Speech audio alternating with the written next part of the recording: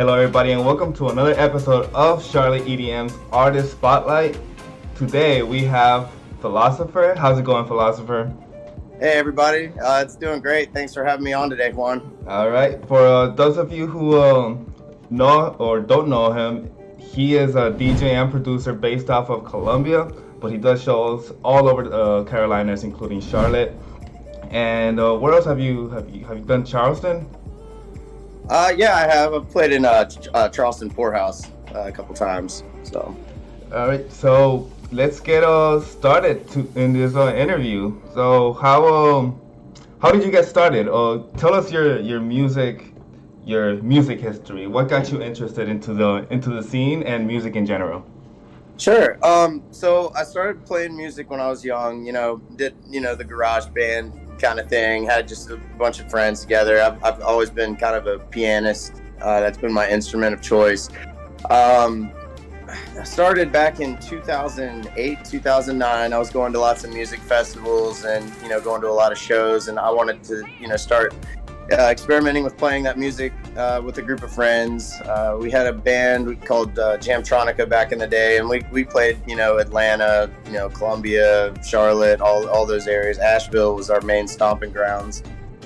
And we kind of parted ways after a few years. All of us kind of developed new interests, and then I moved to Charleston and got into music production myself. I originally started with Reason back in the day, and started just kind of writing tracks, and they're down tempo, ambient type music, just really chill psychedelic electronica.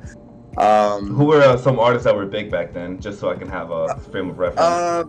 So I would say a lot of my influences back then would be like Spangle, Entheogenic, Shulman, Ott, a lot of those just really weird, twisted, psychedelic, guys that they just had a very different sound at the time, and it was very inspirational to me. I fell in love with that music, and from there, I started playing around and doing shows in Charleston, playing at the Poorhouse and things like that. And this was a solo act, but what was unique about it at the time was I was doing a lot of live looping. So I actually played the drums, played a guitar, had keyboards. It was a whole array of instruments that I would be playing on live on stage, and I had a lot of fun with it. And then I kind of moved into wanting to have a more professional sound, I guess. It's more defined when you're able to actually produce on a computer and have everything just the way you like it. Did Philosopher exist at this point, or is yes, he not? yes, yep. Okay. This was the original act of Philosopher, and it kind of moved into. I moved up to Massachusetts and lived up there for about 5 years, and while I was up there, I was making waves. I was just kind of playing all over the place. Had some festivals up there I got introduced to, and met some of the right people at the right time. Played out in Boston at the Middle East, which is a really cool venue to get to go play at. There's another group of guys up there called Music Ecology that brought me in and had me coming out and playing at this place called the Wonder Bar, and it was wonderful. It was like such a cool venue. They had the visuals. They had these big, huge, giant like projection globes all over the venue. So when the VDJ would project, it would be on all these like 3D surfaces and everything. It was just a really, really cool venue. And I played out there, and I had a live drummer with me at the time, so we were doing like DJing with the live drummer act, and that was just it was a whole vibe, man.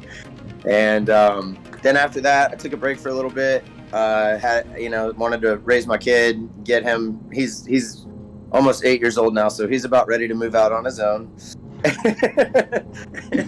about that age. And after that, I kind of got back into doing DJing and back into producing. I moved over from using Reason, really started to learn Ableton and getting familiar with that. And I really liked the workflow on that. So that was a transition for me.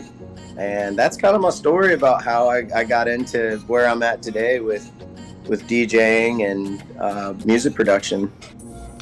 All right. Wow. And this was you said you started around 2008, 2009, Yeah. and after you started, stopped using Reason and went into Ableton. What year was this? Into Ableton, that was probably around 2017, 2018 mark. Okay, and then you settled in Colombia. Yeah. So I'm originally from Colombia. Okay. So I've moved around quite a few times. You know, lived in Asheville, lived in Charleston, lived up in Massachusetts. So yeah, it was. I've kind of just been all over the place. Okay, and then you decided to stay in Colombia, and then just started doing shows. Right. You've been quite busy from what I've from all the flyers that I've been seeing on social media. So Yeah, that's good. yeah, Busy's good. You're getting a lot of big big local talent. I know you got the other you got Slaya Jade and you and the other two Bass Canvas and Yep. who was the opener? We had Moondust coming Moondust. out last Friday. Yeah, she's a really big hit down here in Colombia. She's got a lot of people that love her. Actually went out to lunch with her, and we couldn't get into anywhere without a couple people being like, "Oh, hey, it's Moondust." You know what I mean? So yeah, That's cool. she's got a really cool following down here. Big fan base. So yeah, I like working with all those artists. I mean, they're great, super professional, and their music is just mwah, love it.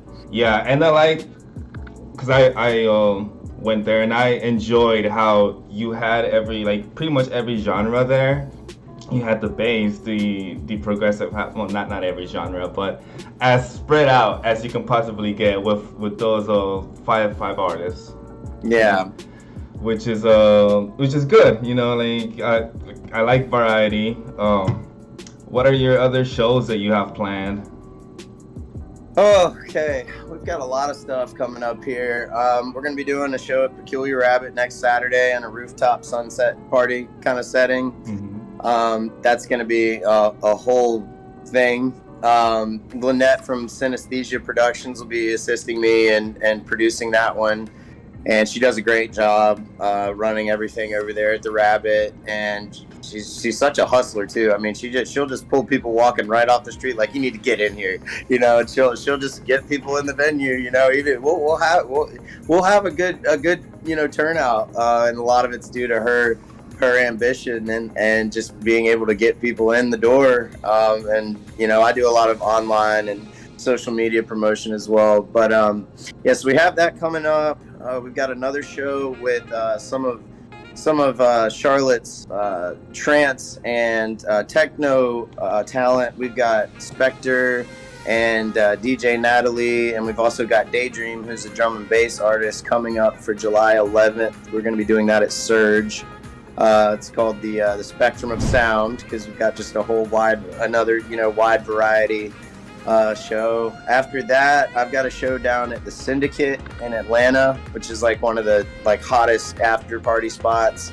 When they have all the really big guys come in, that's pretty much where everybody likes to go afterwards. So we got that coming up.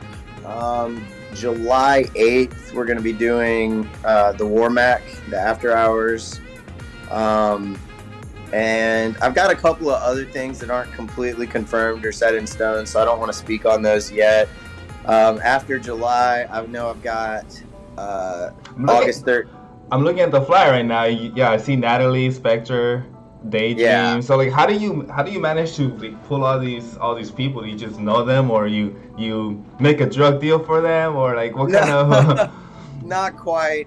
Actually, I just reach out to people in the scene and ask them to, kind of help point me in a direction. It's almost like I have talent scouts out there, and I'll reach out and I'll say, hey, do you know anybody with these kind of genres, who kind of have something going on? They're putting in work right now. They're trying to actively promote their brand and grow what they're doing. And I'll get thrown into these artists, and I'll just chat them up and say, hey, I just, here's my story, here's who I am. I'm interested in maybe bringing you on for a show. Would you be interested? And I don't know very many DJs that say no to that stuff these days. So it's pretty easy to just reach out to people that are willing to come out and play, and they'll talk to you. And I'm So trying to develop like a friendship with these people too. So it's more than just music.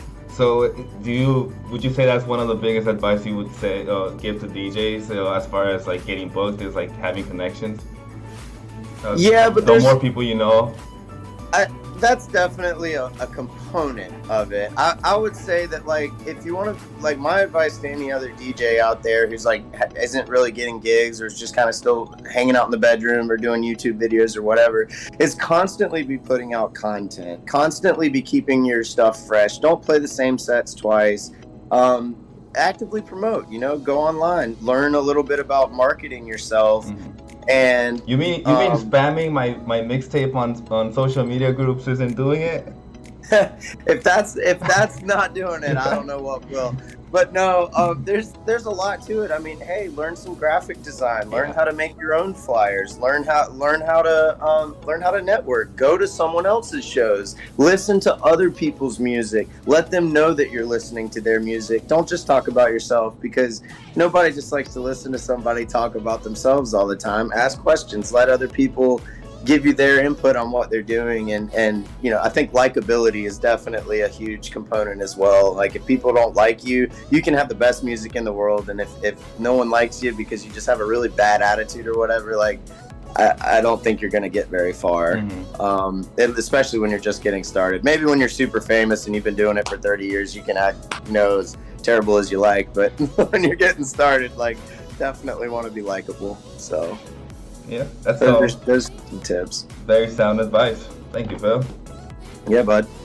Let's talk about time management, because I know you said you do social media. Sometimes you do lighting. You do DJing, producing, and like you run shows. So plus, this is not including your day job. But what do you do for your day job? Oh, I drive a tanker truck all over the country. So that's very time consuming. How do you do all of this? Definitely requires a certain element of good time management, dedication. What I like to kind of do is pick different days of the week to manage certain tasks. So on Monday, it might be let's work on sound design for a track. Tuesday, it might be let's work on getting through a block of a track or something like that. Wednesday, it might be let's do social media promotion, or let's work on some graphic design for some flyers, or let's catch up with some people. Thursday is typically my let's discover new music day, and I'll spend most of that day just listening to new music and finding new sounds that I'm interested in and incorporating with my own sets, and just having music to share with other people. And then Fridays is usually I get home and that's my go jump in the pool day. And then maybe go catch a show. If I'm not throwing a show that weekend, go catch somebody else's show and go support some friends, or just hang out. Saturday is usually family day with the kid and the wife, and Sunday is sleep all day and get ready for work that night. So it's just you want to break things up so that you have different tasks and you stick to that regimen every week. Just kind of figure out what works for you on what days, and just stay dedicated to it. Okay. Yeah, I gotta take advice from you, because I have my time management skills are down in the drain. It's a skill. It's definitely a skill, and you have to definitely tune it in. What's the most time consuming aspect of the music scene for you? Is it running shows? Yeah, I'd say so, because there's just so much that goes into the promotion, and not to mention setting up lights, breaking down lights. I'm looking at usually spending somewhere around 10 hours plus. If we've got a four-hour show, it's going to be a 10-hour show for me. There's just I got to go in, set up lights, program them for the venue, do the lighting design, sound check, all that stuff. And sometimes, if it's really bad, I'll have to bring my own sound too, and that's always a. Ugh. But yeah, I would definitely say the most time-consuming aspect of what I have going on right now is the show production. There's a lot that goes into it. Do you dedicate a lot of time in music production? Because I know you just came out with a new album. What's the album called? The new single, it's Yeah. Proto-Klingen. Okay, Yep. single. And yeah, we just released that on like all the major streaming platforms. So you can listen to that on Amazon Music, Spotify, Tidal, Deezer, Pandora, just about anywhere. If you listen to music digitally these days and aren't still playing CDs, you can find it anywhere.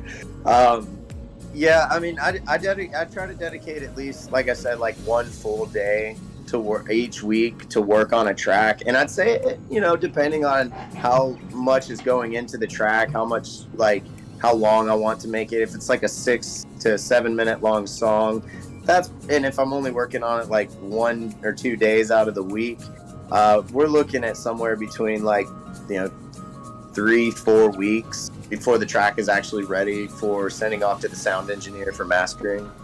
So yeah, I mean, if I didn't have my day job, which I'm going to be taking a break from here very soon, I'll have a lot more time to put into it, and we'd probably be looking at a little bit more like 3 days a week going into just very steadily focused on track production. How important would you say producing is for DJs? Well, it depends, because there's a lot of successful DJs out there and they've never produced a track a day in their lives, right? But they know how to market themselves and they know how to network and things like that. And so I don't think it's necessarily a skill that you have to be a DJ. I do think that after a while, though, after maybe a couple years of doing it, you might, as a DJ, get bored with the same old thing, and it might not be as special or as magical to you as it once was. And to kind of get that magic back, you got to put your creativity cap back on. You have to get more involved with putting more you out there. And I feel like at a certain point, inevitably, somebody's going to feel like, I'd like more than this. I would like to experience what it feels like to have somebody in a crowd dancing and raging out to something that I spent my sweat and blood into creating. And that's a very rewarding feeling. You're like, hey, like this is something that I've put out into the world, like music to me, Juan, they're moments, right? And we all associate music with certain moments or time periods in our lives. So when you're creating music, you're creating memories for people, especially in a live setting. When you're at a show or something like that, and people are associating like those good vibes and those moments, that's part of a person's life. That's part of something that they will remember. And so if you want to create that for people, production is, to me, it's essential.